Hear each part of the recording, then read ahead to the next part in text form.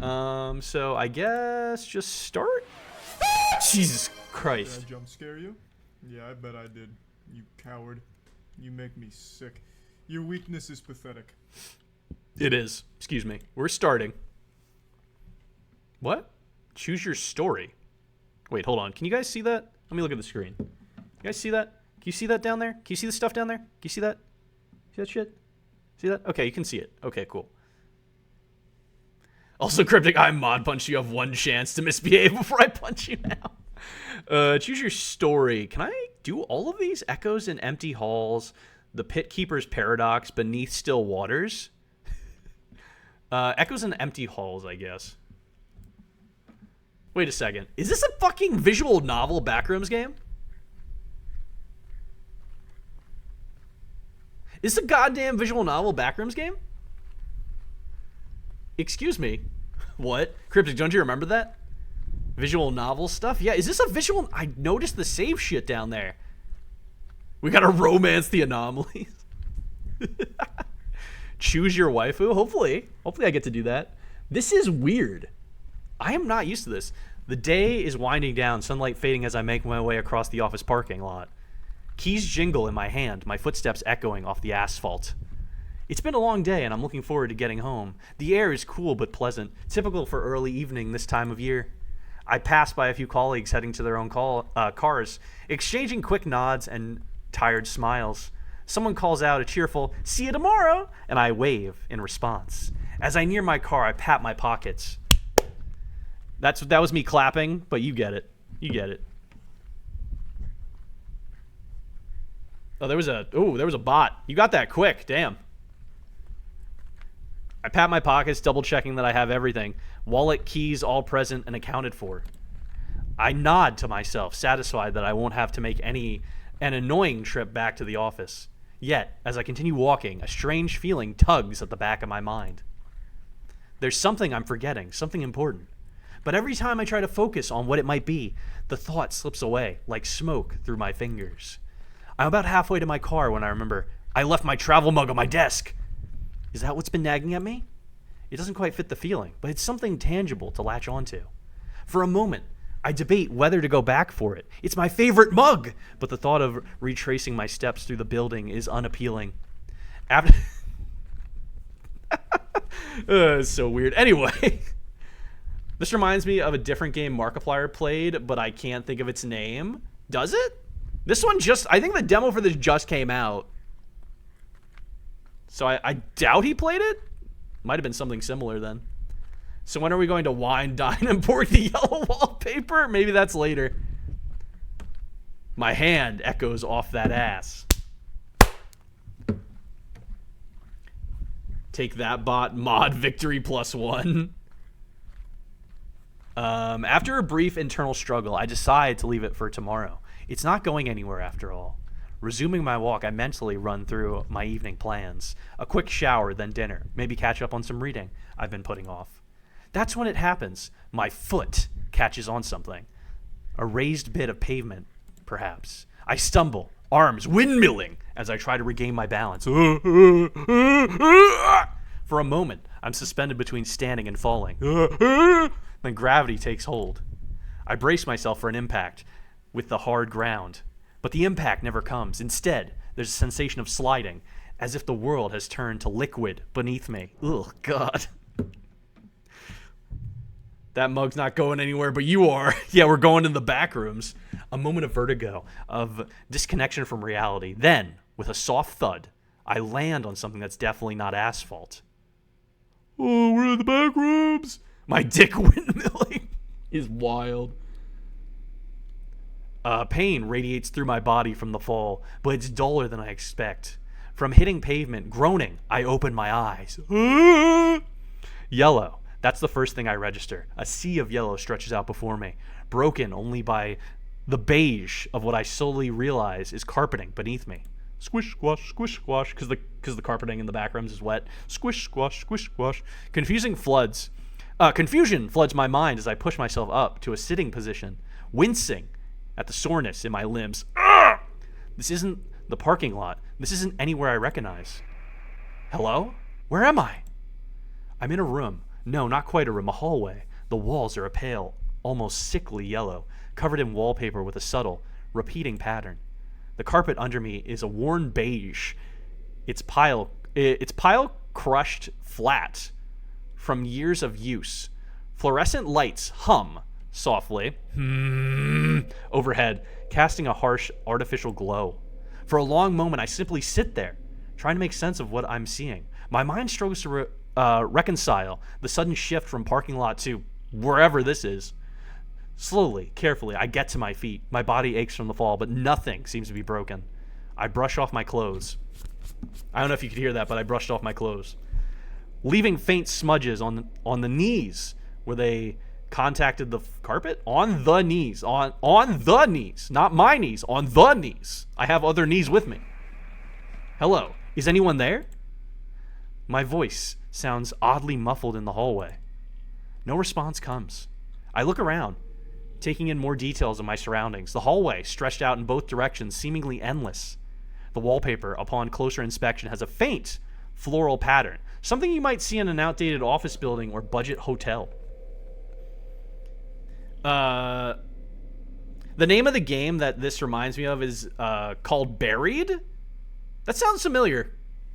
It does sound familiar. It rings a bell, but I can't put the face to the name type thing.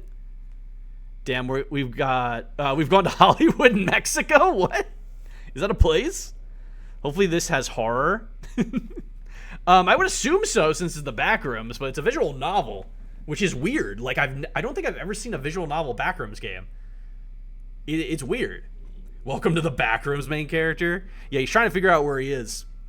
He doesn't know. He doesn't know yet. I've been here multiple times. I know. I don't know why, but initial setup reminds me of Buried, which is a text-based game that Markiplier played, and I don't know why I get reminded of it. I don't know. I've never seen the game, so I can't really put two and two together there, but, you know. Let's see. It's peeling slightly in places, revealing glimpses of off-white drywall underneath. The fluorescent lights above are housed in dingy plastic fixtures, some flickering intermittently. Their buzz is constant, a low-level hum that I can feel in my teeth. Oh God, that's awful. The carpet beneath my feet is thin and worn, with subtle stains here and there that speak of years of use, or someone pissed. I take a tentative step forward, my shoe sinking slightly into the carpet. Squish! Because it's wet. The air is different here, stale, with a faint odor I can't quite place. It's not unpleasant exactly, but it's not fresh air either. Like a room that's been closed up for too long. As I move down the hallway, I notice doors spaced at irregular intervals. They're all identical, plain wood veneer affairs that with tarnished brass handles. This is very descript. I feel like I'm actually in the Backrooms, guys. This is very descript. I try one, but it's locked. The handle turns, but the door doesn't budge. Hello? Can anyone hear me? I continue on, my footsteps muffled by the carpet. The sameness of it all is disorienting. Every few yards I pass what looks like the same potted plant, a sad-looking ficus with drooping leaves. Are they real? I touch one. The leaf feels plasticky, artificial. The hallway takes a sharp turn, and I follow it. More of the same yellow walls, beige carpets, flickering lights. But wait, what's that? Up ahead, I see something different. It's just a water cooler. I don't know why that's funny to me. But like out of nowhere, it's just water cooler. No, but Hollywood always puts a weird yellow filter on anywhere that's supposed to be Mexico. Oh yeah, I kind of do notice that. Once you said that out loud, I'm like, wait. I remember that. Piss filter. I don't know why they do that, but I do remember them doing that in a few movies I've seen.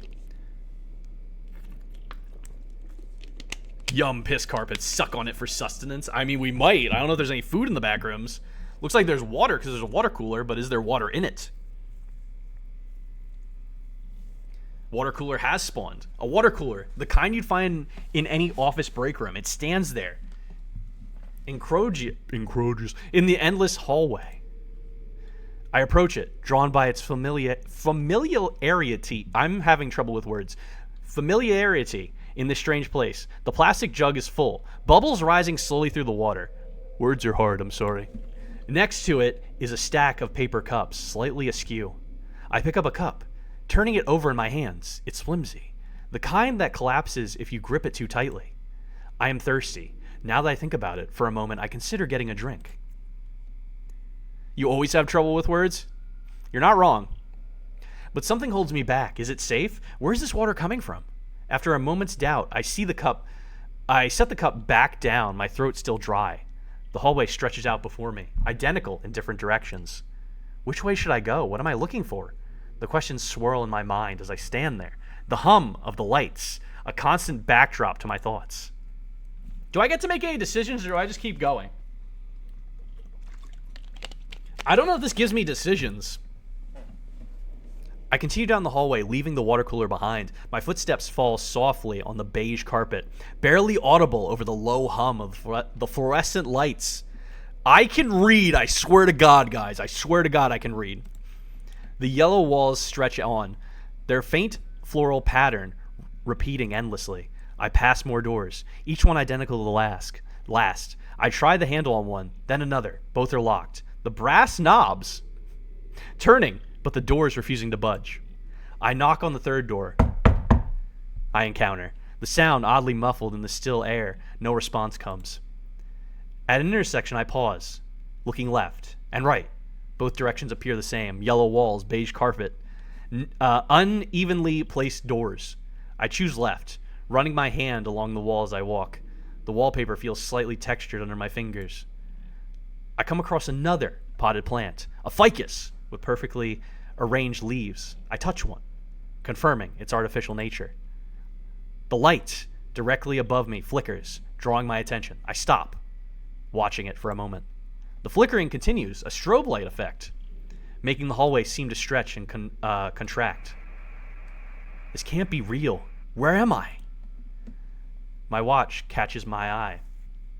I check the time, then check it again a few minutes later. The soft ticking reaches my ears, but something feels off.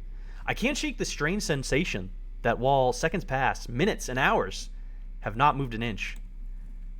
I continue walking, resisting the urge to look at my watch again, an uneasy feeling settling in my stomach.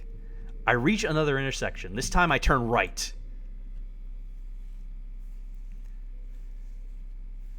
This game is looking for a good decision for you to make. I guess so, because they're not giving me any decisions on walking paths. This is the type of bro to drastically take a potato chip and eat it. I take a potato chip and eat it. I have nothing to make a crunching noise. You have yet to prove it as long as I've watched you. Hey. As I round the corner, I spot a water cooler in the distance, identical to the one I left behind. Did I somehow circle back? I approach it, examining it closely. The water level in the jug is the same. The stack of paper cups sits at the same angle. I pick up a cup. Oh. They made noise. They made a crunching noise. Crumpling it in my hand before letting it fall to the floor. It lands noisily on the carpet. I move on, leaving the cup as the only sign of my passing. That's a good idea, actually. Make a trail of cups so you knew where you were. Or leave cups where you have been. Since there are cups. Also, get a fucking drink of water. I know I am. The hallway continues. Yellow walls, beige carpet, locked doors, artificial plants. The sameness is absolute, unbroken. Cup noises. I walk on, my pace steady. The hum of the lights continues, a constant backdrop to my journey through this strange, repetitive space. Ahead, the hallway stretches on, identical to everything I've seen so far. The monotony of my surroundings begin to wear on me, a subtle unease creeping into my thoughts. I've been walking for a while, yet everything looks the same. Welcome to the Backrooms? Yeah, exactly. I pause at another intersection, leaning against the wall to catch my breath. The hallway feels slightly damp under my palm. Oh, does it? And I quickly pull my hand away. I was right, the carpet is wet. Looking closely, I notice a faint discoloration on the floor, a vaguely person-shaped outline, as if someone had stood there for a very long time, their silhouette slowly imprinted on the surface. I avert my gaze, gulping, and quickly move on. As I turn the corner, something catches my eye, a piece of paper lying on the floor. My heart races with excitement. It's the first unique object I've encountered in a while. I approach cautiously, half expecting it to disappear like a mirage. But it remains solid and real as I bend to pick it up. It's a crumpled memo, the kind you might find discarded in an office. The paper feels old and brittle in my hands. Smoothing it out, I strain to read the faded text. Reminder, all employees must check out with security before leaving the premises. Failure to comply may result in ineligible consequences. Indy swallows like a good girl. Okay. All right. The bottom of the memo is torn off, leaving the message incomplete. I turn the paper over, hoping for more information, but the back is blank. Employees, security. What kind of place is this? Questions flood my mind. I pocket the memo, suddenly aware of how alone I am in this vast, empty space. Report? The hum of the lights seemed to grow louder, more insistent. Or is it just my imagination? I shake my head, trying to clear my thoughts, and continue walking. As I move forward, I notice something different from about the carpet. There are marks in the pile. Not footprints exactly, but long, straight lines, as if something heavy has been dragged along the floor. The lines stretch ahead of me, disappearing around a corner. Curiosity overrides my caution. I follow the marks. They end abruptly in another hallway, identical to all the others except for one crucial difference. At the end of this corridor, barely visible in the distance, is an open door. Your mom? Is that what made the indents on the floor? My pace quickens involuntarily, drawn by the promise of something new, something different in this realm of endless repetition. As I get closer, I can see that the door leads to a stairwell. I pause at the threshold, peeking past it. It's dimly lit, concrete steps leading both up and down into shadowy depths. The air from the stairwell feels cooler, carrying a faint, musty scent. For a long moment, I stand there, caught between the familiar monotony of the hallways and the unknown possibilities of the stairs. The lights buzz behind me, while ahead, the stairwell offers only silence and shadow. Are we going? Oh, I guess we're going in. This is a demo, by the way, so I don't know how long this is going to be.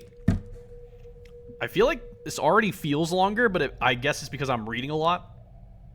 Taking a deep breath, I step forward, leaving the yellow hallway and its buzzing lights behind. The door swings shut behind me with a soft click, plunging me into the dimness of the stairwell. As my eyes adjust, I consider my options, up or down. Standing on the dimly lit landing, my mind broods with indecision. My thoughts circle back to the parking lot where this strange journey began. Give Indy an option to make? Yeah, there's no option. It's just me reading. I like visual novels that give me options. So I feel like there's actually multiple endings when I do those options, you know? I remember stumbling, falling, and then sliding? That sensation of dropping suggests I might have descended to get here. Excuse me, if that's the case, shouldn't I go up to find my way out? But how long have I been walking? Could I have climbed without realizing it? Those endless yellow hallways all look the same. For all I know, they could have been sloping upward the whole time. The uncertainty gnaws at me. Up could lead back to familiar territory, or perhaps to a roof and a clear view of my surroundings. But down feels like it holds more possibilities. Even if I'm not underground, lower floors often have lobbies or emergency exits. What should I do? Oh, now I get a goddamn option like 20 minutes in. This isn't just a novel. I finally got an option, so I should either go up or down.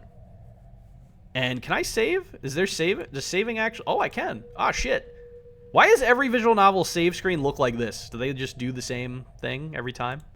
Okay, so I saved. Okay, so up or down? Logically, there is no logic because we're in the back rooms. I say go up, but I don't. There's like no logic to getting out of here because we're stuck in the back rooms. I know this. I've played plenty of Backrooms games, so it doesn't fucking matter if we go up or down. But one could lead to imminent death, while the other leads to more monotony. It's made on the Rempe engine? I've never heard of that one. So, let's go Renpy, maybe? Oh, okay. Yeah, I've never heard of that engine. Let's go up. We're going up. I take a deep breath and decide to ascend. Something in my gut tells me that up might lead to escape, or at least to answers. This is what Doki Doki is built from. Okay, interesting. I begin climbing the stairs, my footsteps echoing in the narrow stairwell. After what feels like an eternity of climbing, I spot something ahead that doesn't belong. It's a visual novel engine? Okay. I've never heard of that, but I've only heard of like the main engines, like, I don't know, Unreal, Unity, Game Maker, RPG Maker. An elevator door, sleek and modern, stands incredulously in the middle of an aged stairwell. I approach it cautiously, half expecting it to disappear like a mirage. The elevator's presence is so out of place that I can't help but chuckle nervously. Oh, hello, I got an ad and you're back already? Jeez. That was quick. That was a quick ad. Its polished surface reflects my disheveled appearance. Disheveled appearance. A stark contrast to its pristine state. A single button glows invitingly up. I hesitate for a moment, my finger hovering over the button. The stairwell stretches above and below me. A dizzying spiral of uncertainty. With a deep breath, I press the button. To my surprise, the doors slide open immediately. Oh, God! I don't like this! Ads in 30 seconds? Okay, thank you. It was 2 short ads. Apparently there's ads again in 30 seconds. I don't know what you did. To get those ads. Also, thanks for the gifted sub. I appreciate it. There you go. No more ads for you. Stepping inside, I find myself in a small, well-lit cubicle. The interior is lined with mirrors, creating an infinite reflection of myself. Oh! I press the button. Everything explodes. Oh, no. As the doors close, I notice there's no control panel, no buttons to press. The elevator begins to ascend of its own accord. The ride is smooth and silent, almost eerily so. I watch the floor numbers tick by on a digital display. 3, 4, 5. The numbers continue to climb, far beyond what should be possible for the building I thought I was in. As the elevator climbs higher, I begin to feel a strange sensation. The air pressure changes, my ears popping as I'm ascending a mountain. As if I'm ascending a mountain. The mirrors around me start to fog up, obscuring my reflection. Just when I think the journey will never end, the elevator comes to a gentle stop. The digital display flashes a symbol I don't recognize, neither a number nor a letter, but something abstract and unidentifiable. The door slides open with a soft chime. Where are we? Cryptic, where are we? Welcome to space. I step out onto what appears to be a rooftop, but it's like no rooftop I've ever seen before. The first thing that hits me is the rain, a heavy, relentless downpour that seems to come from all directions at once. Despite the torrential rain, I can make out my surroundings. To my amazement, I find myself standing in what looks like a parking lot. Cars of various makes and models are scattered around, their surfaces gleaming wet in the building's light. I don't know this map? Okay. So maybe they took some creative liberties. A flooded car park. I thought the parking lot was like in... I thought the parking garage level was like less like this and more like a literal parking garage. There's probably like a top to it eventually, I would assume, but like I feel like we would start inside of it. The parking lot stretches far beyond what should be possible for a rooftop. In the distance, I can see the vague outlines of other structures, towers, domes, and shapes I can't quite identify through the curtain of rain. I take a few tentative steps forward, the water already soaked through my shoes. I hate moist shoes. That is the worst thing ever when you get water in your shoes and it gets into your socks. That is the worst feeling ever, and you're just stomping around like slish, slosh, slish, slosh. It's terrible. The ground beneath me isn't concrete as I'd expect, but a strange spongy material that gives slightly with each step. Looks like AI art. You think so? Hard to tell. It could be. It could be. Actually, they say if it is or not on the store, so I'll check later. I look up, but there's no sky visible. Just a low-hanging, roiling moss of dark clouds that seem to pulse with an inner light. Flashes of what might be lighting illuminate the clouds from within, casting eerie shadows across the parking lot. As I venture further onto the rooftop, I notice something odd about the cars. They're not just parked. They seem to be growing out of the ground. The tires of some vehicles meld seamlessly into the spongy surface, while others are particularly submerged, as if soaked into quicksand. The rain intensifies, if that's even possible. It's not just water falling from above. I see flashes of color in the droplets. Red, blue, green. A psychedelic downpour that paints the monochrome landscape in fleeting bursts of color. I make my way between the rows of cars, searching for what? An exit? A sign? Anything that might make sense in this surreal landscape. The colored rain leaves streaks on my skin, temporary tattoos that shift and change with each new droplet. As I round a particularly large SUV, half submerged in the rooftop, I come face to face with a figure. I jump back, startled, only to realize it's a mannequin. It stands motionless, dressed in a pristine business suit, completely unaffected by the rain. Heart still pounding from the surprise, I notice more mannequins scattered throughout the parking lot. Oh no! Oh no, I don't like that. Cars aren't even car-shaped. They have a weird bend. Oh, creepy. Cars growing from the ground. Mannequins are still scary. Yeah, some people don't really like mannequins. Some people are terrified of mannequins. I mean, they can be scary. Don't get me wrong. They can be scary. Also, yeah, the cars do bend here. They bend right here. I noticed that one. That one looks weird. I'll give you that. Some sit in the cars, frozen in mid-conversation. Others stand in small groups, their blank faces turned skyward, as if enjoying the bizarre rainfall. Markiplier. A sudden gust of wind whips across the rooftop, carrying with it a cacophony of sounds. Car horns, snatches of conversation, laughter, and what might be music.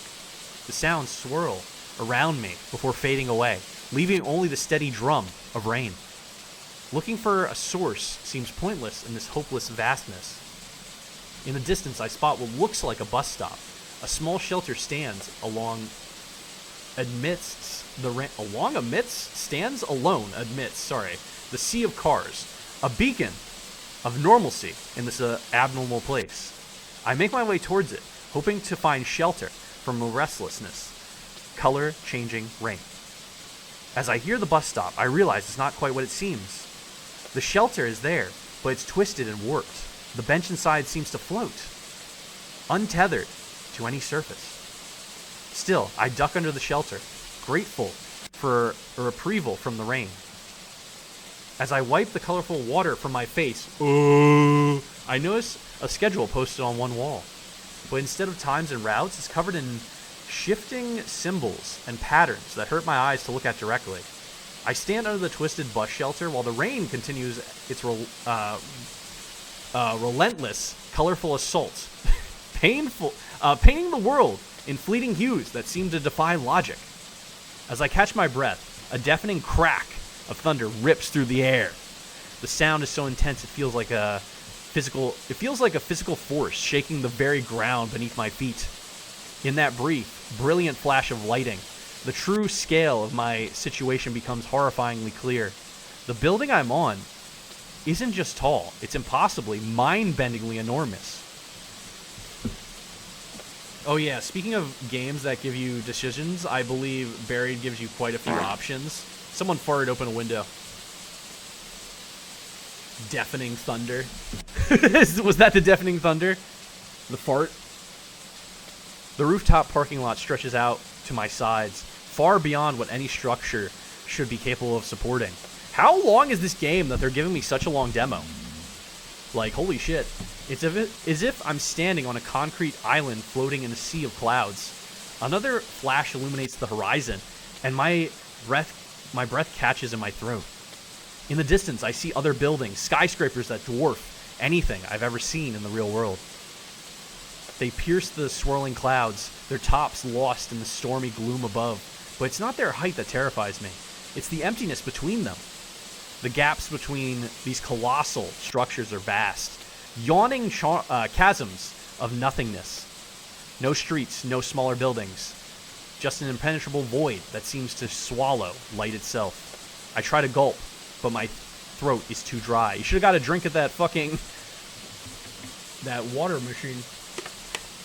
There was 2 of them. You could have gotten a drink. You could have gotten a drink at the water cooler, but you didn't. I turn my attention back to the rooftop around me, trying to make sense of my immediate surroundings. The parked cars, half sunken into the spongy surface, create a maze-like landscape that stretches as far as I can see. Their still forms loom in the dim light, casting long shadows that seem to move when I'm not looking directly at them. The mannequins scattered throughout the lot stand in eerie silence, their blank faces turned skyward. In the flashes of lightning, their features seem to shift and change, expressions of terror or ecstasy, frozen for a split second before returning to blankness. I step out from under the shelter, the colored rain immediately soaking through my clothes. Each droplet leaves a momentary stain on my skin, creating swirling patterns that fade almost as quickly as they appear. This is very descriptive. I feel like I'm actually there. It's beautiful in a way, but the constant change makes me dizzy. As I walk between the rows of cars, I notice that the spongy ground seems to be slowly undulating, as if breathing. Each step requires careful attention to maintain balance. It's subtle, but the constant motion adds to the feeling that nothing here is truly solid or trustworthy. I make my way to the edge of the rooftop, half expecting to find a railing or some kind of barrier. Instead, I'm met with a sheer drop-off. The edge simply ends, opening into the vast emptiness beyond. Vertigo grips me as I peer over the side, unable to see the ground below through the thick cloud cover. We've been looking at this picture for a while. I need a change of scenery, please. Another flash of lightning reveals something that stuns me. Far below, through a momentary break in the clouds, I catch a glimpse of yellow. Not the yellow of streetlights or windows, but a familiar, sickly shade that I recognize all too well. The hallways I left behind stretch out beneath this impossible building. A labyrinth of an unimaginable scale. I stumble back from the edge, my mind struggling to comprehend the impossible geometry of this place. How can the hallways exist, both below and within the structure? The logic of it escapes me, leaving only a deep-seated terror in its wake. Desperate for some kind of explanation or escape, I begin to search the rooftop more thoroughly. The rain makes it difficult to see far ahead, creating a claustrophobic bubble around me that moves as I do. Beyond this bubble, shapes loom and recede, never quite resolving into recognizable forms. As I wander, I notice that the cars and mannequins seem to be arranged in patterns. From certain angles, they appear to form giant symbols or letters, but the meaning eludes me. I wonder if there's actually going to be any entities, because we haven't run into any entities yet. It's just like the emptiness of the Backrooms so far. No entities yet. It's as if I'm walking through an enormous message written in a language I can't comprehend. The colored rain continues to fall, but I notice the patterns it leaves on my skin lasting longer now. Swirls of blue and green linger for minutes at a time, creating intricate designs that slowly fade and reform. I wonder, absently, if the rain, excuse me, is changing me somehow, making me more a part of this place with each passing moment. I'm gonna take a drink.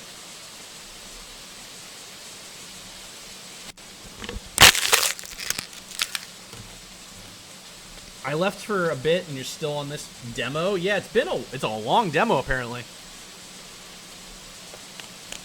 And I'm still in the fucking parking sponge. In the distance, I spot something that doesn't quite fit with the landscape of cars and mannequins. Welcome in, Rick. How you doing? A lone structure stands apart, its form indistinct through the rain. Hope and fear war within me as I make my way towards it, unsure of what I'll find. As I draw closer, the structure resolves into a familiar sight. Another elevator. This one stands alone, a solitary monolith, rising from the spongy ground. You just try to fart? Welcome in, Rick. Hope you're having a good weekend. Unlike the sleek, modern elevator that brought me here, this one looks ancient and weathered.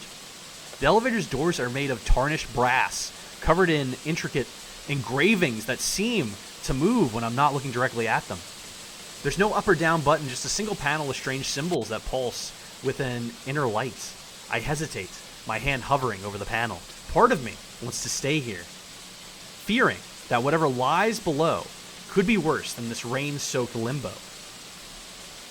But the thought of remaining on this endless rooftop under the rain, alone with the silent cars and staring mannequins, is unbearable. With a deep breath, I press my palm against the panel. The symbols flare brightly, and I feel a slight tingling sensation in my fingertips. For a moment, nothing happens, and I fear I've made a mistake. Then, with a groan of ancient machinery, the brass doors slide open. I step inside, my footsteps echoing in the small space. The doors close behind me with a finality that sends a shiver down my spine. Finality. I'm doing good, hope you and chat are good. I'm doing all right. I'm playing a Backrooms visual novel, which is very weird. I did not expect this to be a visual novel. I probably should have checked the store. But this is a Backrooms game. I've never played a Backrooms visual novel before. The interior of the elevator is dark, lit only by a faint, pulsing glow that seems to come from the walls itself, or themselves. There are no buttons inside, no way to control my descent. Instead, a small box that, with flickering red and green lights, catches my eye, its purpose as mysterious as everything else in this place. I'm at the mercy of whatever force governs this elevator. The elevator begins to move, but instead of the smooth descent I expected, it lurches and sways. The motion is nauseating, more like a carnival ride than any elevator I've ever been in. I brace myself against the walls, closing my eyes against the disorienting play of lights. As I descend, I become aware of a low hum that seems to resonate through my entire body. It starts as a barely perceptible vibration, but grows in intensity as the elevator continues its journey. Also, the doors are rusted, and it looks like this thing's gonna fall apart at any second. I would not get into this elevator unless I absolutely had to. This is terrifying. I hate heights, and I have the fear of an elevator just breaking while I'm in it. The unrational fear of that. The sound is neither mechanical nor natural, but something in between, as if the very fabric of reality is groaning under the weight of this impossible place. The descent feels endless, and I find my mind wandering, trying to make sense of everything I've experienced. The parking lot, the yellow hallways, and now this rain-soaked rooftop. How do they all connect? Is there a logic to this place that I'm simply unable to grasp? All this chaos has to have a purpose, a mastermind, a plan behind it. Just as I feel I'm on the verge of understanding, the elevator comes to an abrupt stop. The sudden silence is almost as disorienting as the noise was. For a long moment, nothing happens. I stand there, heart pounding, waiting for the doors to open. Ding, ding. Oh my fucking god, we're back here? What the fuck? We just came back to square one. Considering the only other option was possibly being melted by weird sponge park rain, it's better than that, in my opinion. I mean, you're not wrong. Also, I could have went down instead of up, like a long time ago. Total circle. When they finally do, I'm greeted by a sight both familiar and terrifying. The yellow hallway stretched out before me, its walls the same sickly shade I remember. But something has changed. The air feels heavier, more oppressive, as if the very atmosphere is pressing down on me. I step out of the elevator, my feet sinking slightly into the beige carpet. As I do, I hear the brass doors slide shut behind me. I turn, but the elevator is already gone, replaced by a blank yellow wall. There's no going back now. The lights above flicker and buzz, creating an uneven illumination that makes the hallway seem to stretch and contract. I take a deep breath, steeling myself for whatever comes next. The journey is far from over, and I can only hope that somewhere in this labyrinth of yellow corridors I'll find the answers I seek, or perhaps a way out. As I start walking down the hallway, I can't shake the feeling that something fundamentally has changed. The colored rain may be gone, but its effects linger. Demo end. It feels like we're getting close to an end. Like, what he was saying felt like an end to the demo, but we'll see. I look down at my hands and notice faint, swirling patterns on my skin. Oh, what's going on? Remnants of the rooftop's psychedelic downpour. I wonder what other marks this place has left on me, visible or not. With each step, the yellow hallway beckons me deeper into its mysteries. Whatever lies ahead, I know that the experiences on the rooftop have changed me. I guess the rain was LSD? I don't know what the hell that's about. I'm no longer just an observer in this strange world, but a part of it. As I venture further into the unknown, I can't help but wonder, am I trying to escape this place, or is it slowly absorbing me into its impossible reality? As I continue down the yellow hallway, I become, acutely aware of the squelching. Oh, that's perfect, actually.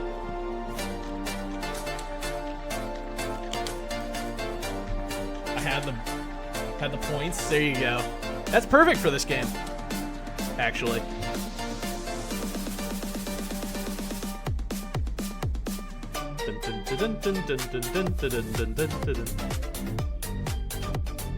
We need a crab rave in this game, just to give me some more feeling, or like more decisions would be nice. Maybe an entity that I run away from. I mean, the writing and visuals are cool and all, but where does it become the better part of valor to just make a graphic novel? I mean, you're not wrong. The story, this story is very well written. Where are the anime girls? This isn't a dating sim. I wonder if there's a Backrooms dating sim. I haven't thought of that. Is there a Backrooms dating sim? I'm gonna have to look that up then. Just gave me an idea. It might just be because I'm not much for visual novels, but I mean, there's gotta be. There probably is. I mean, I'm not usually one for visual novels either. Doki Doki started me down a path of playing visual novels that are supposed to be thought-provoking. I like when there's decisions and different outcomes in visual novels and like thought-provoking stuff going on. Not everyone likes visual novels that are straightforward like this one seems to be. There was like one choice that I had so far. But it's very well written, very descript. Not a lot of backdrops. I will say that. Not a lot of change in environment. Like every now and then it's like, oh, here's a yellow hallway, water cooler. Yellow hallway, water cooler. But it's well written, at least, so far. Mouthwashing was basically a visual novel, was it? There was walking around. This is just like storybook reading. That's what I think of a visual novel, usually. Like storybook reading, changes in the environment and pictures, and then sometimes you get to choose what you do. I don't think of a visual novel usually as walking around. At least in my mind. There could be. I don't know. Usually in visual novels, I feel like it's like, oh, here you can click on this and go over here, not actually physically walk your body somewhere. That's just how I usually look at it. I don't know if there is ones where you physically walk around. But usually the visual novels that I play are like this, some choices, and then like you can click over here to like go different places in the world and like look at things. Yeah, but the walking parts could have been cut and the story would have been the same. You're not wrong. You're not wrong. That was a very good story, by the way. Also, I have to use the bathroom. So I'll come back, and hopefully, we'll almost be done with this demo. There's a lot of reading. I'm not saying I'm not enjoying it, but I expected it to be not a visual novel. I was not prepared for a visual novel. So, a lot of reading. But I'll be back. I have to use the bathroom. Have a fishing minigame. I'll be back in like 5.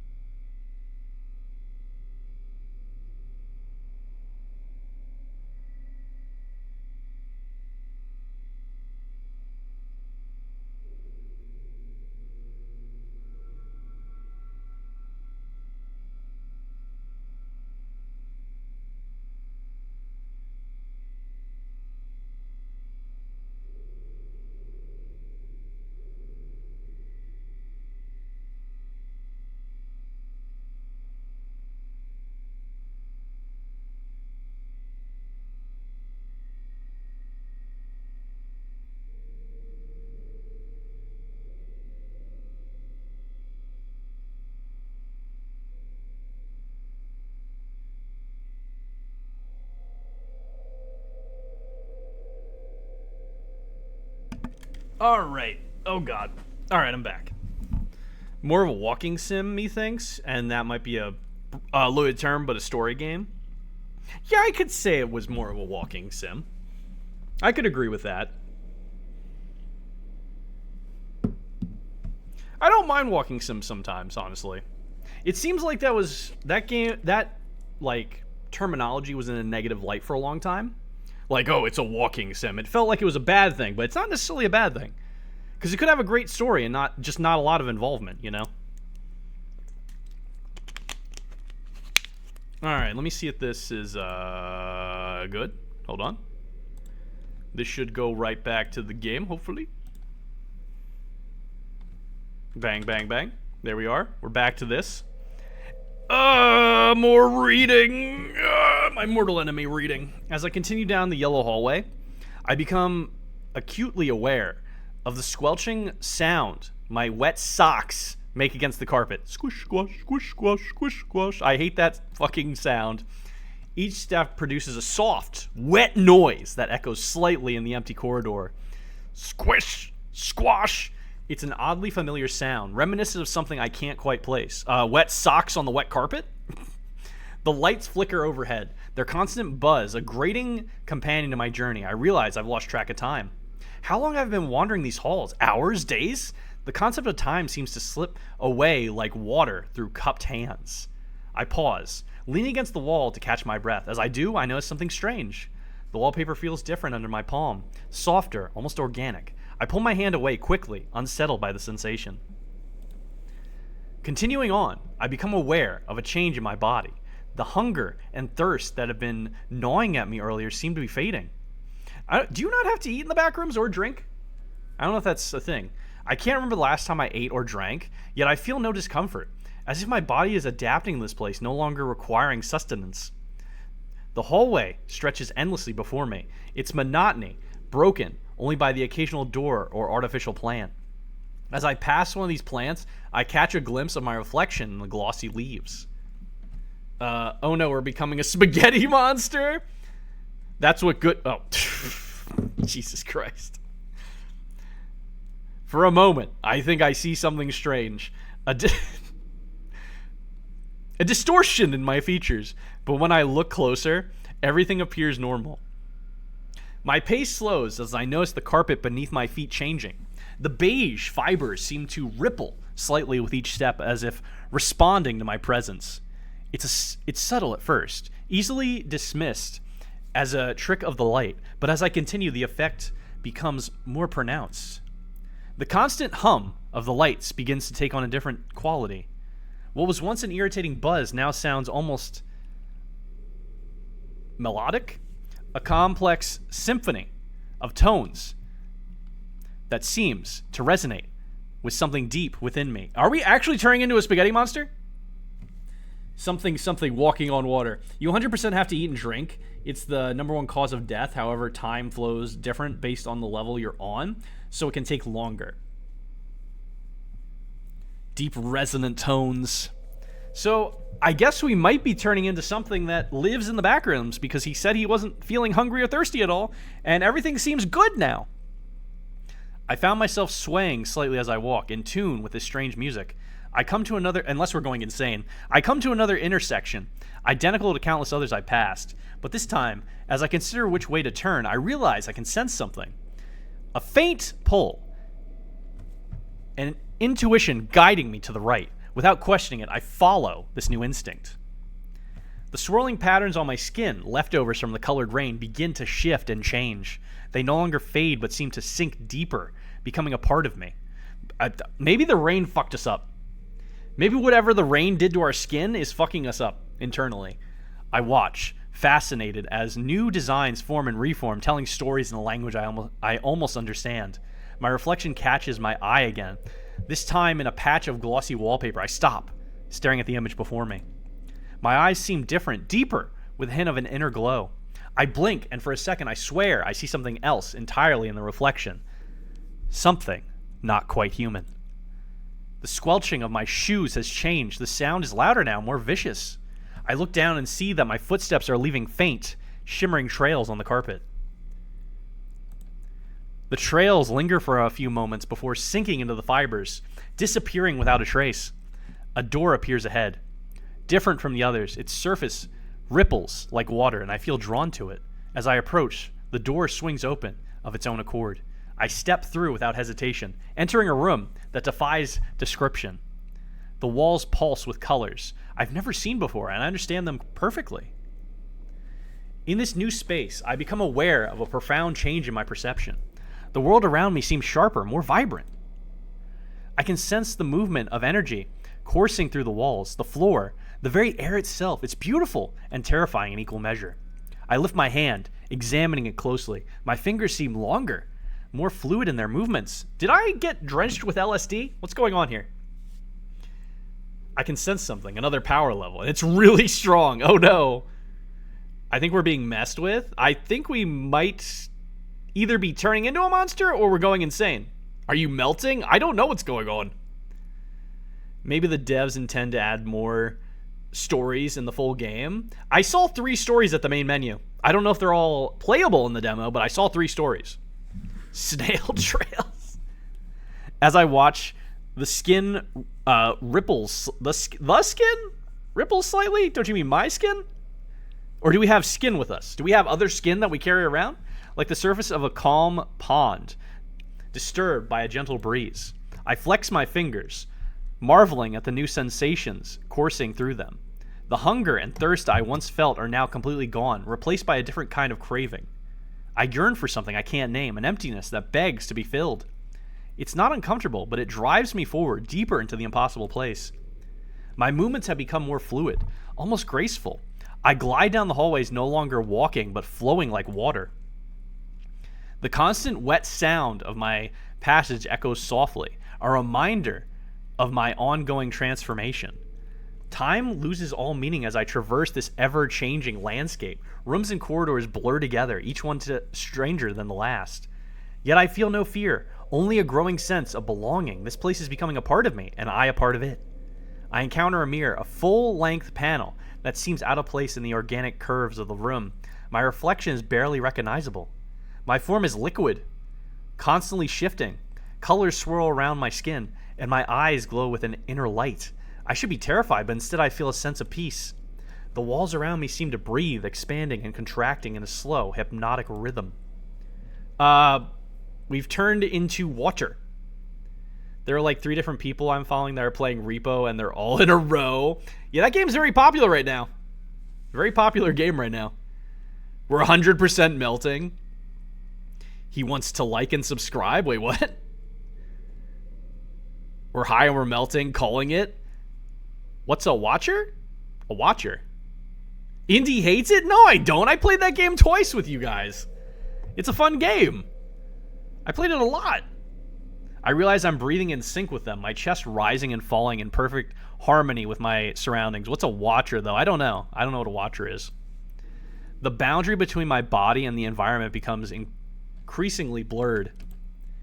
Yeah, after we forced you. You didn't force me to. You did not force me. We're either becoming a monster or we're melting, or a little bit of column A, a little bit of column B. I come across another entity, a being similar to what I've become. Yep, okay. We communicate without words, sharing experiences and emotions through a complex dance of colors and textures. I understand now that I'm not alone in this transformation. He craves something beyond food and drink. He needs subscribers. Oh, okay. There you go. My memories of the world I came from grow dim, replaced by a deep understanding of this new reality. So we're an entity now. The main character is high. I think we turn into an entity, because we just found another entity that looks like us. Names, faces, and places from my past life fade like old photographs, while the intricacies of the hallways become crystal clear. Intricacies. I find I can manipulate my surroundings to a degree with a thought. I can change the color of the walls or the texture of the floor. It's a small thing, but it fills me with a sense of connection to this place that I've never felt before. The constant background hum that once irritated me now feels like a part of my own voice. I join in, adding my own tones to the complex symphony of the lights. We are a backrooms god. I don't think it's quite that intense, but I think we're an entity of sorts. The walls vibrate in response, acknowledging my contribution. I come to a vast open space unlike anything I've seen before. Impossible geometries stretch in all directions, and I understand them intuitively. I move through this space effortlessly, my form adapting to navigate the architecture. Gravity becomes optional. I float lazily through a series of interconnected chambers, marveling at my new freedom. I don't need gravity anymore. The sensation of weightlessness feels natural, as I've always been capable of this. I encounter traces of other wanderers, lost souls still in human form, stumbling through the hallways in confusion. I feel a mix of pity and anticipation. Soon, they too will understand. Soon, they will join us. My senses extend beyond the physical. I can feel the ebb and flow. Oh, the ebb and flow of reality itself. The subtle shifts that change one area of the corridors into another. If this is a demo or is this a demo or a graphic novel? This is a demo. It said demo. Yeah, it says demo. I don't know if you saw that. I pulled up my Steam. It said demo in the top, but feels very devoid of choices, honestly. I begin to understand the logic behind these changes, the underlying patterns that govern this place, and yet they remain so vast that I could never go past scratch beyond their surface. I could never go past scratch beyond their surface. The swirling colors that were once confined to my skin now extend beyond my form, creating a halo of shifting hues around me. Doesn't feel like a demo at all, you're right. How long have I been playing this? Wow.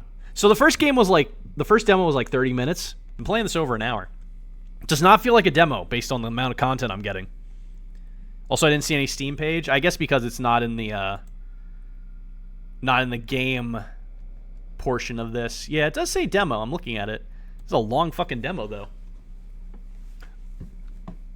I leave trails of mist as I move, marking my passage through the ever-changing landscape. I realize I no longer need rest. The concept of sleep becomes foreign, replaced by periods of deep, communication with the essence of this place. Taking a drink. During these times, I feel as if I'm everywhere and nowhere at once. My consciousness spread thin across infinite layers of reality. My transformation nears its completion. The vast vestige of my human form melt away, replaced by something both less and more than what I was. I am now a being of light and shadow, of substance and void. In this final stage, I understand my purpose. I am now a guide, a watcher. A watcher! A part of the very fabric of this place. I'm a watcher. I'm a watcher now. New wanderers will come, lost and afraid, and I will be there, sometimes to help, sometimes to hinder, but always to shepherd them towards their own transformations. As my journey of becoming ends, a new one begins. The yellow rooms stretch out before me, infinite in their possibilities. I move forward, no longer a lost soul, but an integral part of this vast, impossible labyrinth. The wet, slithering sound of my passage echoes through the hallways, a sound that will soon strike fear and wonder into the hearts of new arrivals. For I am no longer just a visitor. I am these hallways, and the hallways are me. We are one with the Backrooms. Entity ending. You are part of the Backrooms now. Let's fucking go! That took forever! Let's fucking go! Why did I get an ending in a demo? We have become fully immersed in the piss is wild. I'm a piss monster now. Oh. What did I do? It brought me back to here. Did I go up? I think I went up, right? Good evening, all. What game are you playing? I'm playing a Backrooms visual novel right now. Did you make any choices at all? Yeah, I chose to go up or down here. This is the only choice I had. The wet slithering sound of my passage, my bro RPs in his free time. It brought you to the only choice. Yeah, it brought me back here so I can get another ending, I guess. If I go down, I think I went up, right?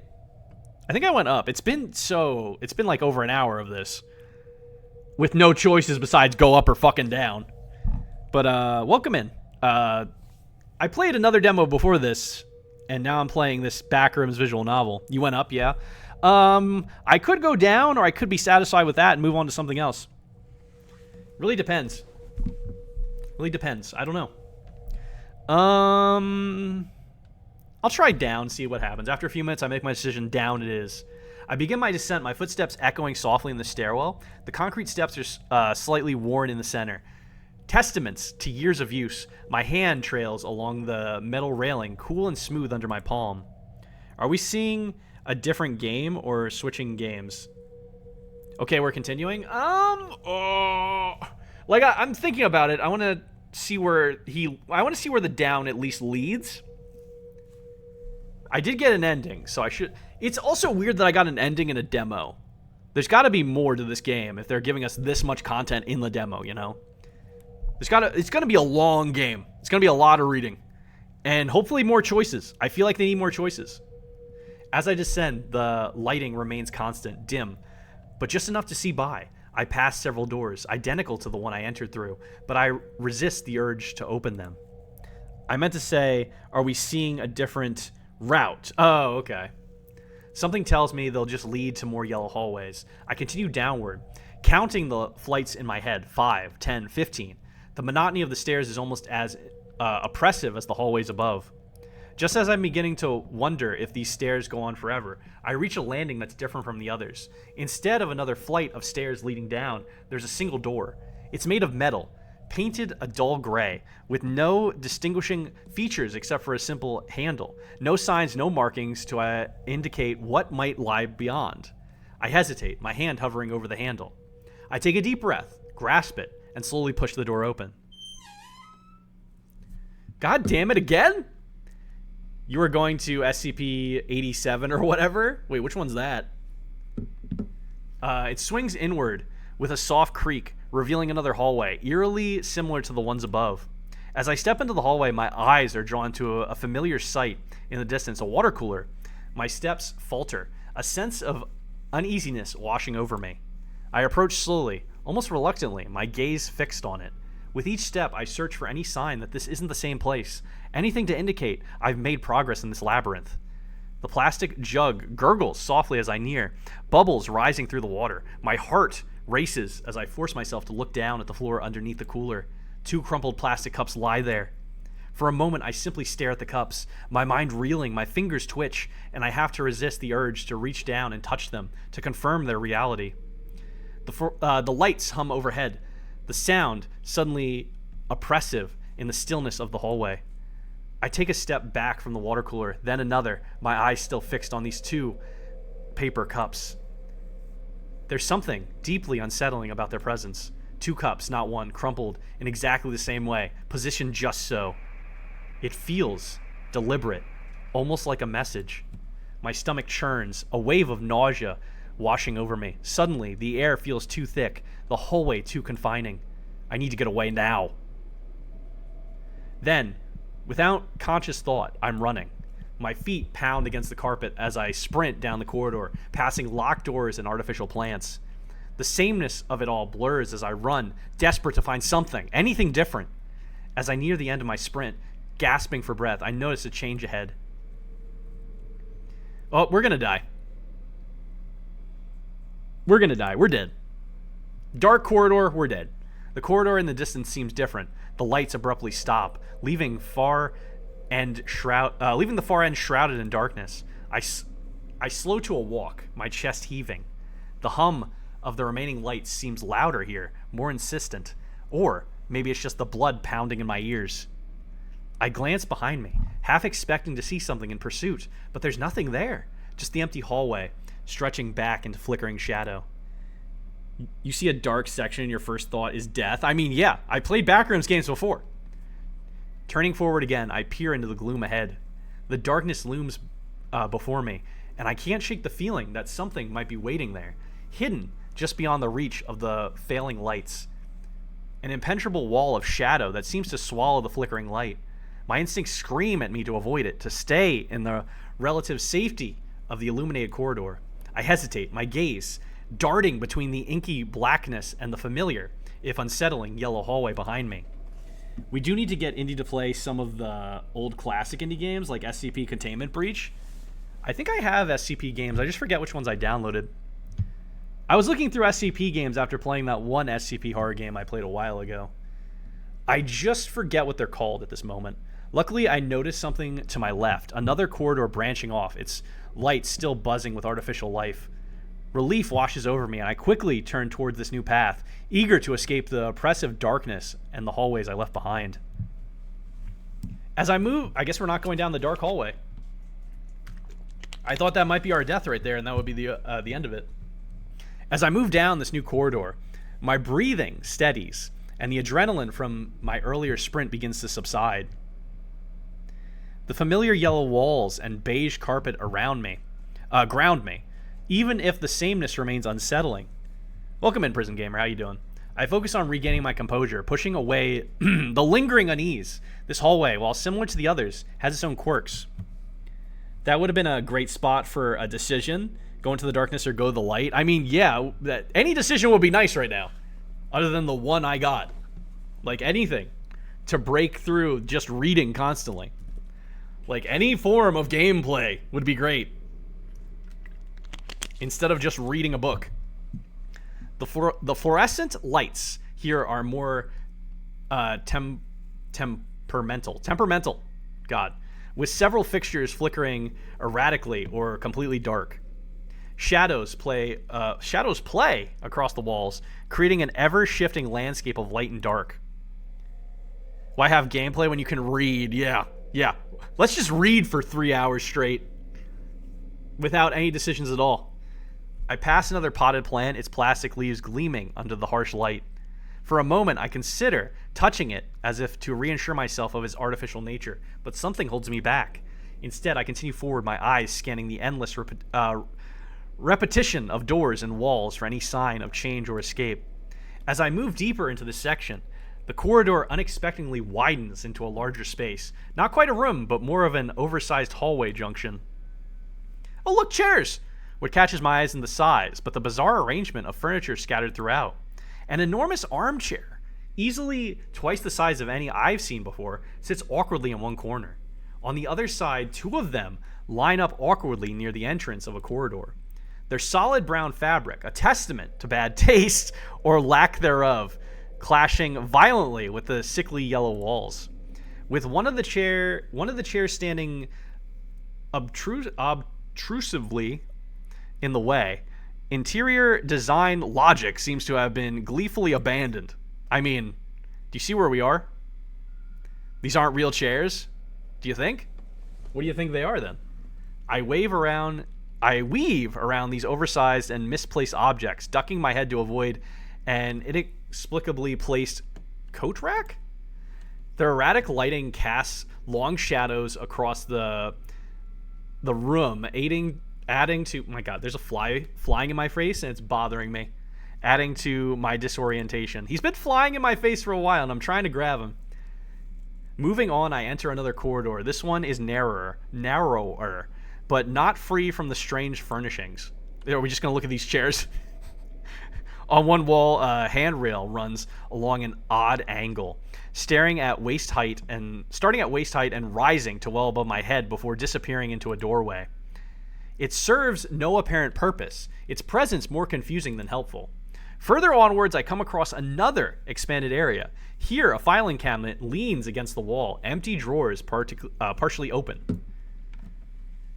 It really brings out the pissness of the walls. Yeah, it does, with those chairs that are a very different color than the piss walls. It's positioned directly in front of a door, making it impossible to open without moving the heavy metal obstruction. I squeeze past the cabinet, finding myself in yet another unusually large space. This one features a cluster of mismatched chairs arranged in a tight circle, as if set up for a meeting that could never comfortably take place. The chairs vary widely in size and style, from a tiny plastic stool to an oversized executive chair with worn fox leather upholstery. As I navigate through this strange obstacle course of misplaced furniture, I can't shake the feeling that each piece was placed by someone with no concept of human scale or particular use. I mean, we're in the backrooms, man. I don't think there's many humans here putting up the interior design shit. I think it just exists. The space lacks logic, leaving me more disoriented with each step. I find myself squinting to make out details in the darker corners, unsure if I'm seeing more oddities or if my eyes are playing tricks on me.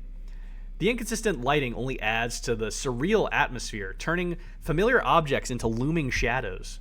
As I venture further into this bizarre space, the architecture itself stops making sense. The ceiling suddenly soars upwards, easily reaching over 100 feet high. The abrupt change frightens me, making me feel small and exposed. I crane my neck. You crane it, trying to make out where the walls meet the ceiling, but the upper reaches are lost in shadow. The lights, now cluttering the walls and buzzing their endless drone, don't seem to illuminate beyond a certain point, leaving the top of this space in darkness. The yellow walls stretch upwards, their pattern repeating endlessly until it fades from view. Excuse me. It's as if I stepped from a cramped office into some vast corporate cathedral. The Backrooms entities don't have good decoration taste. I don't think they're the one decorating it. I think this stuff just appears. I don't think anyone's like placing it. I just think the Backrooms just spawns it. This is a very cheap game, huh? We still haven't updated the background image. I mean, it's been like, what, 4 or 5 images? Like, it just, for a while, it stays on the same image. It barely changes images.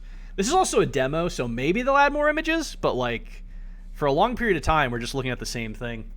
The sheer scale of it is overwhelming, and I find myself pressing closer to the familiar, human-sized furniture for comfort. I continue forward, my footsteps echoing in the vastness above. The beige carpet muffles the sound somewhat, but each step still seems to resonate longer than it should. The doors lining the walls now seem comedically small in comparison to the height of the space, like dollhouse furniture in a giant's room. Just like the... Is that the game that... Was Wilvern playing that game? Is that the game Wilvern was playing, or is that a different game? The name sounds familiar. The Suikoden HD remaster? That sounds so familiar. Hopefully they'll add more decisions to make in the full game. I mean, hopeful fucking Lee. I like visual novels, but I like when I have decisions to make me feel like there's multiple endings that I can actually more so miss. Like, you know, not just 2 different endings, but like very different paths is basically what I'm getting at. I like to have multiple decisions, not just one to get 2 different endings. It would be nice to have more. Ahead, the corridor narrows dramatically, culminating in what appears to be a hole in the wall, large enough for a person to crawl through. Oh, good! We changed backgrounds. Thank God. Yeah, it was. I thought the new visuals looked pretty awful, honestly. It made it rather cheap looking. Gotcha. I thought the name sounded familiar. My man should have written a book. I mean, he should have just written a book. You're right. You're not wrong, actually. Suikoden is good, though. I feel like I'd just go back to the old ones. Gotcha. I never played those games. I watched him play a bit of it. It looked pretty fun. I approach it cautiously, my hand trailing along the wall for support. The wallpaper feels rougher here, its texture more pronounced under my fingertips. As I draw closer, I realize that this opening isn't what I expected. It's a perfect square, about 3 feet on each side, situated in the middle of the wall. The edges are smooth and precise, as if this odd feature has been designed into the building from the start. I step closer, examining the unusual aperture science. The yellow wallpaper continues seamlessly into the opening, its pattern unbroken. Are we going into the hole? Are we going to go in that hole and die? Is that going to be the end? It's as if someone simply forgot to fill in this section of the wall, leaving a window into the space beyond. Peering through, I can see that the corridor continues normally on the other side. The square hole seems to be part of a short tunnel, perhaps 10 feet long, that passes through to the next section of hallway. The beige carpet extends through this passage, maintaining the unsettling consistency of this place. What is this? Some kind of maintenance access? Like, that makes fucking sense, but I guess he doesn't really quite understand what he's gotten himself into. Sees hole? Yep, that's death. I mean, anything in the Backrooms feels like death. When you played enough Backrooms games, you're like very skeptical of everything you come across. I straighten up, considering the obstacle before me. It would be fairly easy to climb through, a bit of a squeeze perhaps, but nothing too challenging. Yet, the very oddness of it gives me pause. Why would anyone design a hallway like this? What purpose could this strange tunnel possibly serve? The lights buzz overhead. You've said that. I've read that sentence so many times. I've read that sentence so many times. You don't have to keep saying it. Their constant hum, a reminder of the artificial nature of this environment. I glance back the way I came, seeing only the endless yellow corridor stretching into the distance, then turn back to face this new puzzle. My hand hovers near the edge of the opening, not quite touching it. The smooth transition from wall to tunnel bothers me in its perfection. Something popped up. I'm closing it out. Hold on. There's no sign of construction, no hint that this isn't exactly how it's meant to be. My virus protection was like, are you ready to scan for viruses? And I'm like, no, this is a bad time. Choice? Maybe. Maybe there's a choice. I hope to God there's a choice. Taking a deep breath, I steel myself and begin to climb through. Nope, no choice, just climbing through. The carpet feels the same under my hands and knees as I crawl, the texture unchanged despite the odd angle. The space is tight but not claustrophobic, and I make my way through without much difficulty. Yay, we're in somewhere new. Nope, this game sucks. I guess we only get that one option. As I emerge on the other side, I stand up and dust myself off, taking in my new surroundings. At first glance, it seems to be the same endless yellow corridor, but as my eyes adjust, I notice subtle differences that set this section apart. The ceiling here undulates gently, rising and falling in soft waves. It's not dramatic enough to impede movement, but it's noticeable enough to create an unsettling effect. The art is 0 out of 10, not enough choices. That art isn't real. Hold on. Actually, give me a second. I'm going to look in the store. I'm going to see if it says AI-generated art. It does say AI-generated content disclosure. The developers describe how their game uses AI-generated content like this. Some of the background images and sound effects in the game were initially created using AI-generated tools. So not just the art, but also the sound was generated with AI. I like to drink a beer in front of a TV and a chair. Did I read this? I forget if I read this part. The lights follow this pattern. Their fixtures angled at odd intervals to match the ceiling's contours. The sounds. Yeah, you can generate sound with AI. I don't know. It said some. It said some of the sounds. I don't know if all of them. Bro, they're using AI art and they couldn't be bothered to make more than like 10 images. I have no idea. You would think they would make more if they were using AI because they just type in a prompt, but getting the prompt is kind of annoying. I've messed around trying to make silly images, nothing I would make money off of. But to get something you exactly want with limited bullshit that makes it look super fake, it takes a while. It's very annoying.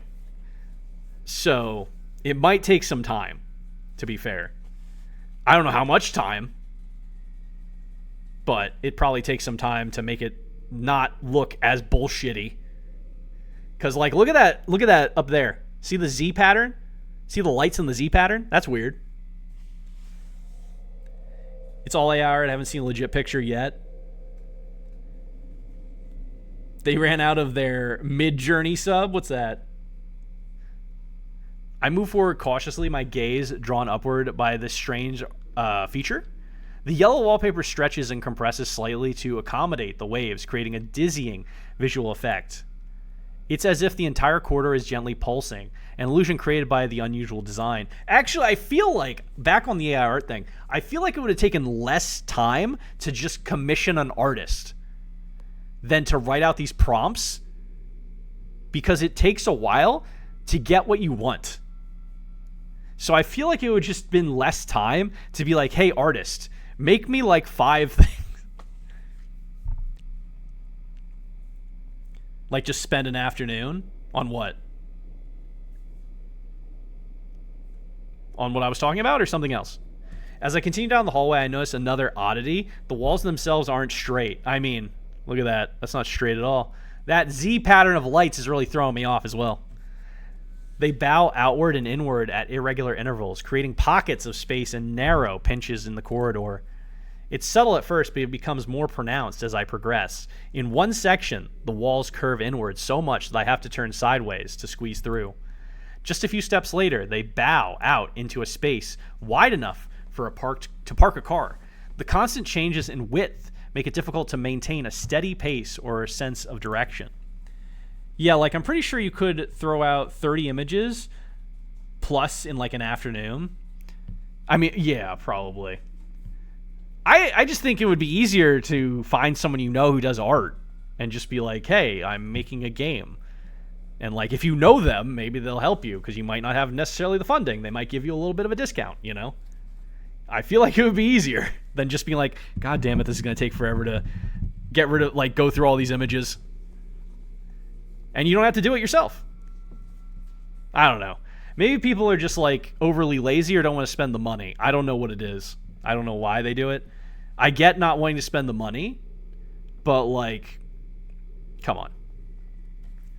There's ways around it. The doors lining the hallway have adapted to these curves. Some are standard and rectangular, while others are trapezoidal. Trapezoidal. Never said that word before. Or even slightly curved themselves, fitting perfectly into the undulating walls. I try the handle of one oddly shaped door, but like all the others, it's locked tight. But then they have to give their money to, an independent creator than a greedy corporation. We can't have that. So while we're on this tangent, I did voice acting for a very small game, and he paid all of his actors. He literally was like, I'm going to pay all of my actors, even though this game might not even make as much money as I think it will. Very independent game. Paid all of his actors still. So it's like, if you want a quality game, you might have to like invest the money. You know, you might have to invest some money. If you think your project is going to do well and you want it to be a very polished, finished, final product that people will enjoy, you are going to have to invest money in it. And I feel like using stuff like this is definitely cutting corners a little bit, you know? Because I've met people that still pay their actors, they still pay their artists, you know? They might not have the money right away and they might need a job to fund their project, but they do it, you know? If someone wanted me to paint an empty room or hallway in perspective, I'd have double the amount knocked out in an afternoon. Yeah, they would have had to pay. I mean, yeah, they would have to pay an artist.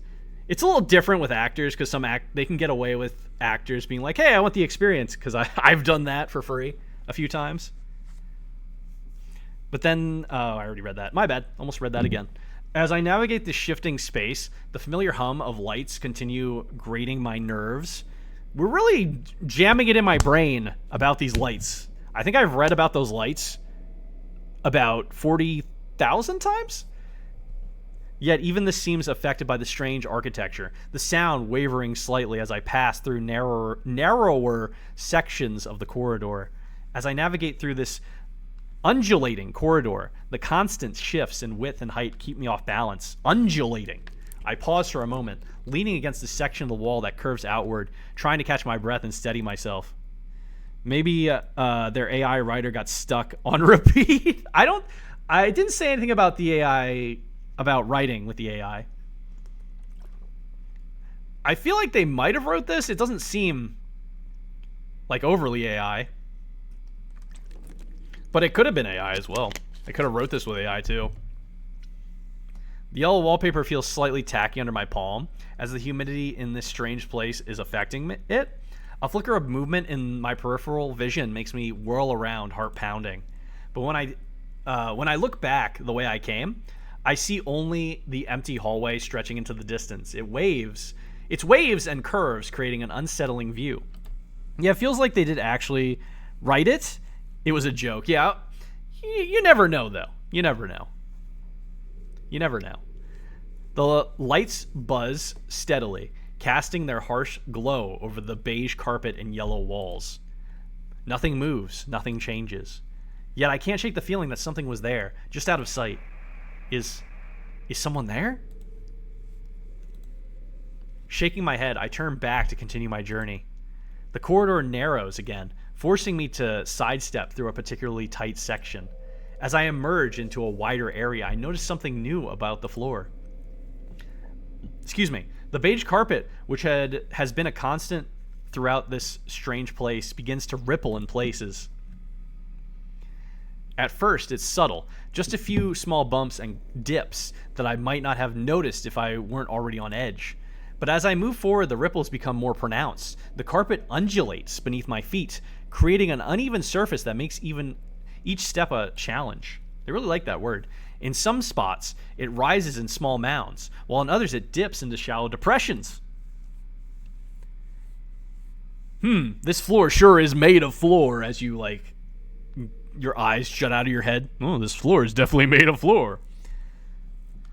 The effect is disorienting, like walking on a soft, unstable surface.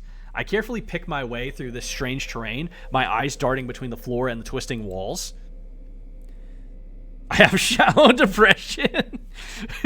It did say something about shallow depression. I was like, yeah, I feel that, floor. I feel that.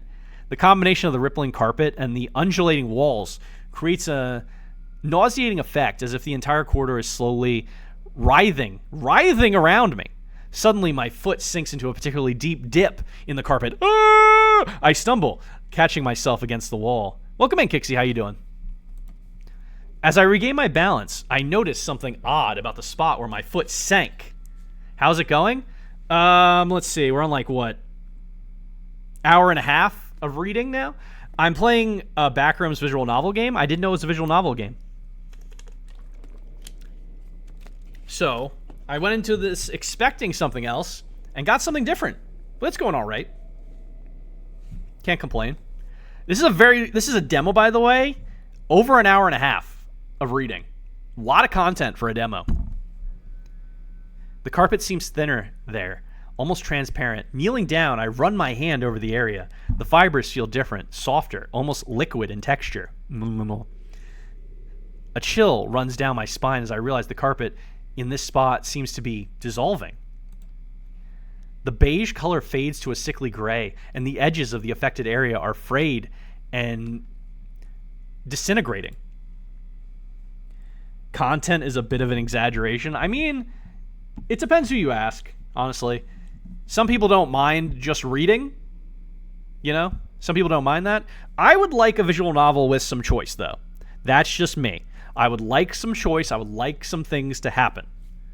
I like having choices, like a choose your own adventure book. I like choose your own adventure books. I like that. But this one just has one choice. And we're about to be absorbed. I mean, if you weren't reading it aloud, it'd be a lot shorter, I bet. I mean, yeah. I can definitely read a lot faster in my head. I quickly pull my hand back, wiping it on my pants. The carpet fibers leave a stickly residue on my skin. Speaking of reading aloud, what is happening to this place? Standing up, I take a careful step back from the dissolving spot. We are going to get absorbed, it looks like, into the floor. My eyes scan the floor ahead. Nothing more. Noticing more areas where the carpet seems to be breaking down. They've scattered randomly. They are scattered randomly. Some barely noticeable, others as large as dinner plates. The hum of the lights seemed to grow louder, more insistent, as if warning me of this new danger. I glance up at them, half expecting to see them melting like the carpet, but they remain unchanged, their harsh light revealing the decay spreading across the floor. I look back once more, hoping to see a clear path back the way I came.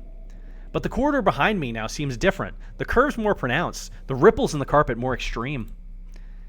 It's as if the very act of looking away has allowed the space to shift and change. Turning forward again, I steel myself for what lies ahead. The hallway stretches onward, its yellow walls still undulating. Undulating. They really like that word. Its floor, now a treacherous landscape of stable patches and dissolving pitfalls. I guess we're not getting dissolved into the floor. The halls are 100% about to eat us. He said some of the floor is fine. It's just like some of the floor is dissolving into nothingness and swallowing you whole. We'll see if it swallows us whole. With no other choice, I begin to carefully pick my way forward, testing each step before committing my weight, always alert for signs of further decay. Maybe about 70%? Yeah, I'll give you that. Also, something I noticed with this pathway as opposed to the other one was mostly just one picture. This picture has changed not once, not twice, but 3 times. We've gotten 3 pictures. That's crazy. That's insane. As I cautiously navigate the treacherous floor, I notice the corridor begin to widen. The undulating walls gradually pull apart, revealing a vast open space ahead. The ceiling, too, seems to stretch upward, disappearing into shadows far above. The lights struggle to illuminate their expanded area, creating pools of harsh brightness amidst growing darkness. Undulating. Oh, hey, we're in an office. The picture changed again. Holy shit. It doesn't take much to amuse me in this game. When the picture changes to something different, I'm all for it. Let me see. Is this one noticeably AI or is this not? Stepping into this new space, I find myself in what appears to be an enormous office area, though one twisted by the same bizarre logic that governs the rest of this place. Cubicles stretch out before me, their partitions warped and melted like candle wax. It's still AI, is it? I mean, I was looking for like anything weird, because usually an AI generated picture has like that one weird thing you're like, wow, look at that. The weird double monitor thing is sus. Oh yeah, I see it. And that weird graininess. Oh yeah, I see that too. So like they said it was AI generated pictures, but they said some of the sounds. I just didn't know if like all the pictures were AI generated. I was just looking every time. Some tower impossibly high, while others have shrunk to the size of dollhouse furniture. The carpet here is a patchwork of decay and stability. Islands of intact beige fibers are surrounded by seas of the gray dissolving material I encountered earlier. Notice how you can't see anything in the pictures. Oh yeah, you can't. Desks are sus. And keyboard is warped. Wow, you notice that stuff quick. You notice that quick. I don't really have an eye for art. Some people do. I don't have an eye for art, so I have to like really look for these things. The images never show anything interesting either. I mean, you're not wrong. I carefully make my way between these safe zones, the spongy texture beneath my feet, a constant reminder of the danger. The cubicle is just inaccessible. Oh yeah, that one is. Oh yeah, in the middle. You can't even get in. That's funny. As my eyes scan the warped office space, 2 things catch my attention. Ahead, the office seems to stretch out endlessly, filled with more twisted furniture and impossible geometry. It's disorienting, but it might lead somewhere new. To my right, however, something even stranger draws my gaze. Amidst the chaos of melted cubicles and distorted desks, there's a window that looks normal. Startlingly normal. Though, through its pane, I can see what appears to be a regular office, untouched by the madness surrounding me. What should I do? Oh my god, oh my god, oh my god, there's choices. There's choices, holy shit. I get a choice. God damn.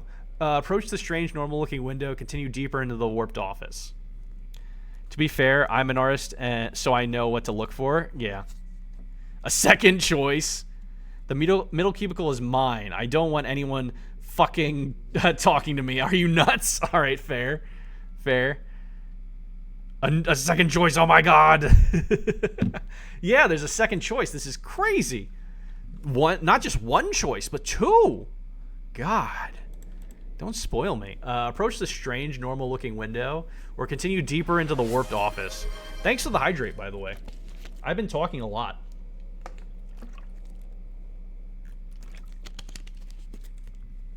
I don't know which one I want to do here. Approach the strange, normal-looking window, or continue deeper into the warped office. I'll do approach the strange, normal-looking window. Curiosity and a desperate hope for escape draw me towards the window. Its normalcy a stark contrast to the surrounding chaos. The uneven floor makes each step a challenge as I approach the window. Unlike everything else in this twisted place, it looks eerily normal. My heart races, a mix of hope and fear coursing through me. Through the glass, I see my office, not the nightmarish version, but the real one. The familiar sight sends a jolt through my body. I press my hands against the cool surface, drinking in every detail. Johnson from accounting stands by the water cooler. His laugh... Wait, what? Excuse me? Johnson from accounting stands by the water cooler? His laugh carrying faintly through? Sarah from HR walks by, her heels clicking rhythmically on the tile floor. How do we know these people's names? My eyes fix on my desk. Oh, you can see! You can see your world, I guess. You can see your world. Just a few feet away, my travel mug sits where I left it. Hey, can anyone hear me? I'm here, help! I pound on the window, my fists thudding against the glass. Is this something that happens in the backrooms? You can see into the real world? Is that a thing? Each impact sends vibrations up my arms, but no one reacts. It's like I don't exist. Dave from IT walks right past where I'm standing. His eyes pass over me with a flicker, without a flicker of recognition. The MC has a life, oh my god. I mean, we're seeing into where he works, apparently. I didn't realize that was what the window was going to do.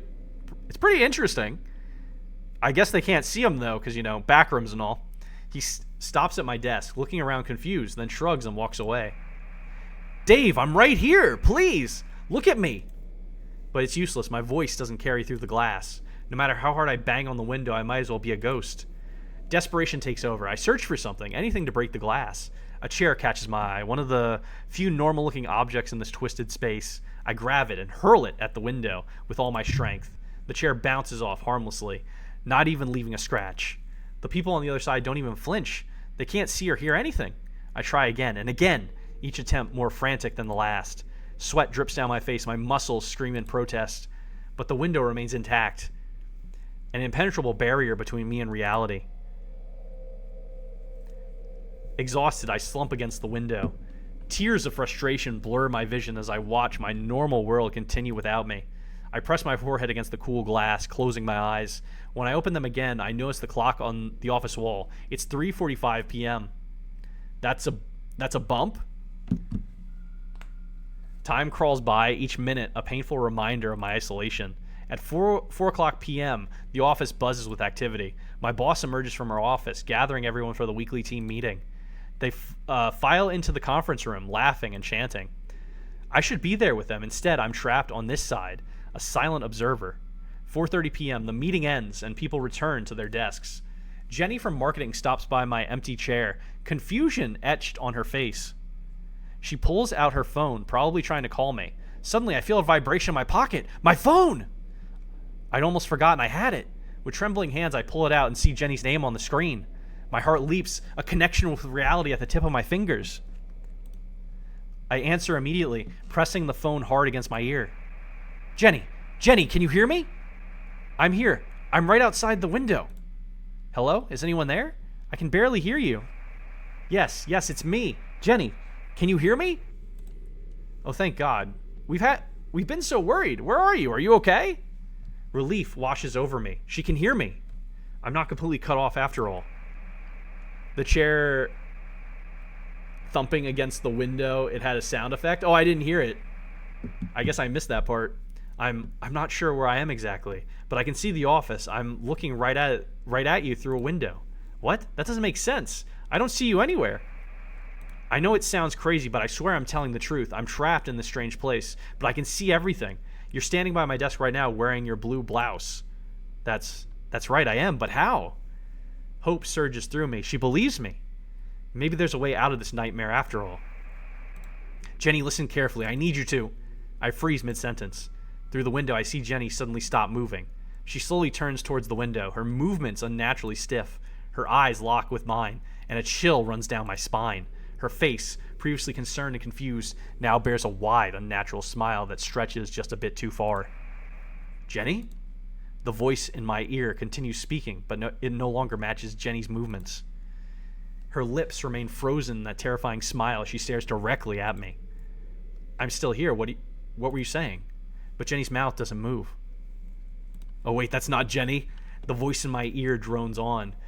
Disconnected from the figure I see before me, I watch in horror as Jenny, still smiling that impossible smile, turns and walks away.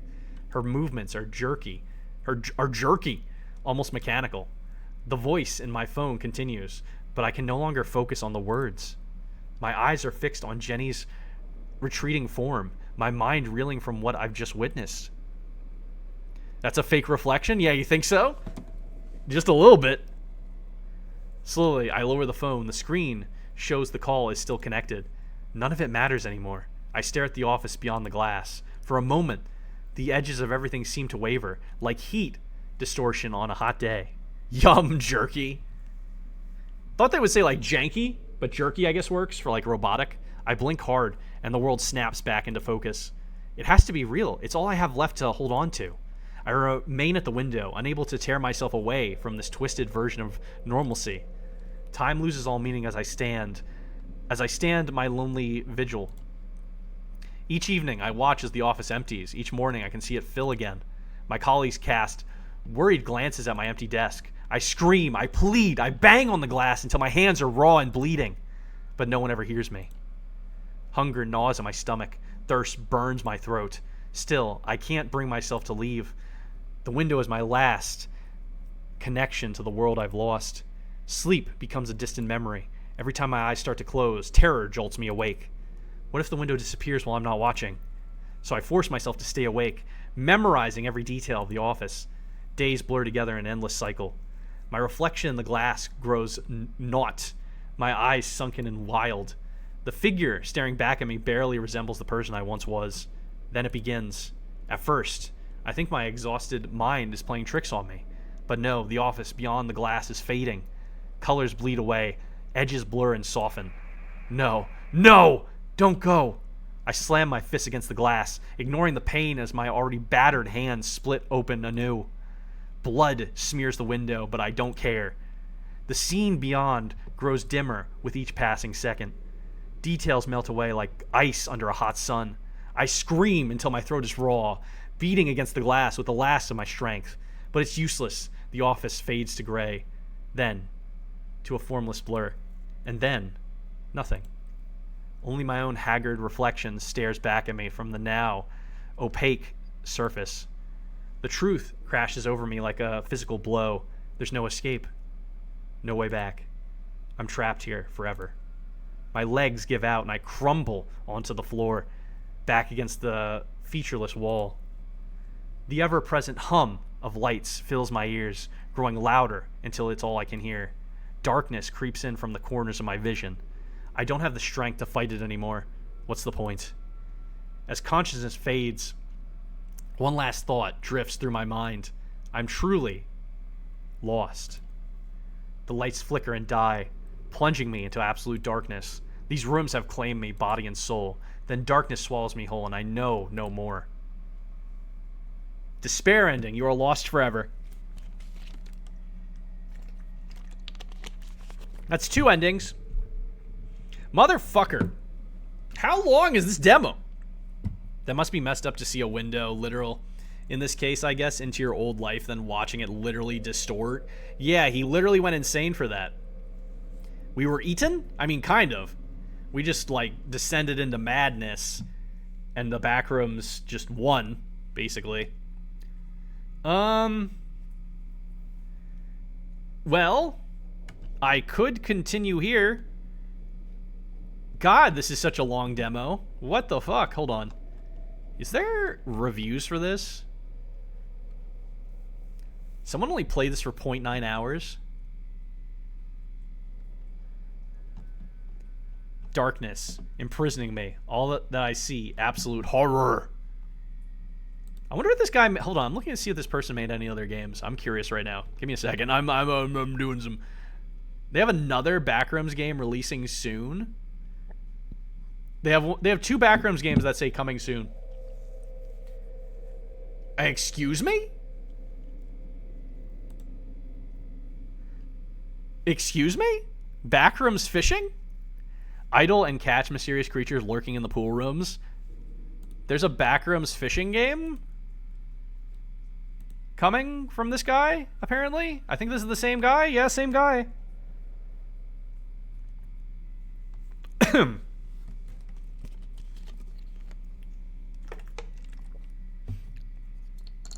It's an idle and catch mysterious creatures lurking in the pool rooms.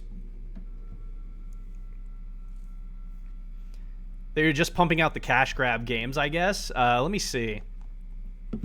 So, Backrooms Stories is coming out this year. They have Backrooms Fishing, which is coming soon. And they have another Backrooms game that looks like an anomaly, like changing paths game that's coming out soon as well. Doesn't say a date for those. There is only one fishing minigame. Oh, I hit my mic. Sorry about that. Yo, they stole our idea, those bastards. This one looks like more like an idle game with very minimal shit. Like, I'm looking at the pictures, and it just looks like a wall of bullshit. If Cryptic makes his Backrooms fishing game, it's going to be better than this one. It doesn't look like there's any pictures of the Backrooms, just a bunch of information about the fish you catch. Hey, Yami, how you doing? Welcome in.